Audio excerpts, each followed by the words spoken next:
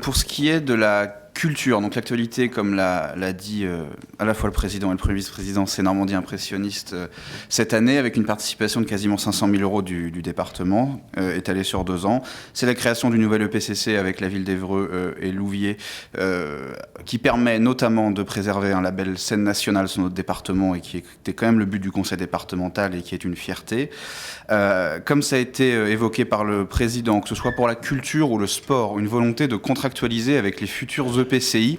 Et quel meilleur moment de le faire qu'en ce moment où les EPCI sont en train de se former et de réfléchir à leur projet de territoire. Donc il faudra que le département soit aussi en contact avec les EPCI qui se forment aujourd'hui pour participer à ces projets de territoire et avoir des vrais projets culturels et sportifs sur ces nouveaux territoires.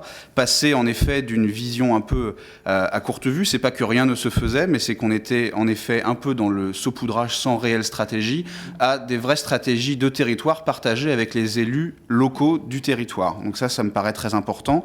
En matière de sport, plus spécifiquement, donc la volonté à la fois par la contractualisation et dans le régime d'aide de passer un peu plus en mode projet. Ça ne veut pas dire qu'il y aura plus de subventions de fonctionnement, mais mettre un peu plus de projets dans les aides attribuées. Je pense que ça va dans le bon sens. Et projets individuels compris. Ça veut dire qu'on va se redonner la possibilité de soutenir des athlètes. Notamment, il y a Rio cette année, il y a des championnats du monde tous les ans. Les athlètes individuels seront soutenus de nouveau par le département, par le biais de projets individuels, ce qui me paraît tout naturel, notamment pour l'image du département et les ambitions qu'on peut se donner.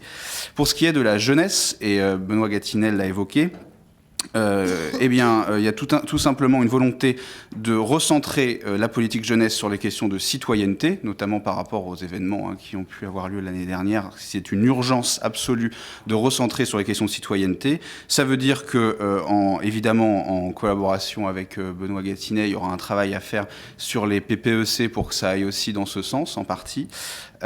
Et pour faire en sorte que la politique jeunesse ne soit pas qu'une simple politique de communication, mais des vrais résultats dans les faits. Nous assumons parfaitement, par exemple, d'avoir supprimé les rencontres « Et toi, t'en penses quoi ?» Nous considérions que ça n'avait aucune effectivité sur le territoire, et donc se concentrer sur des choses importantes.